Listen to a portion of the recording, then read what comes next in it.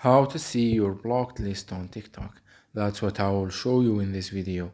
But before we begin, make sure to subscribe to the channel and ring the bell to get notified whenever a new video is uploaded. With that said, let's get started. So go ahead and open up TikTok. And once you do that, click on the profile icon at the bottom right.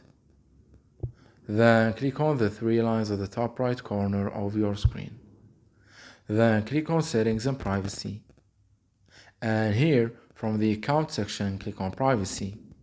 And then scroll all the way down to the interaction section. And from there, click on blocked accounts. And here you will be able to find all of the blocked accounts on TikTok.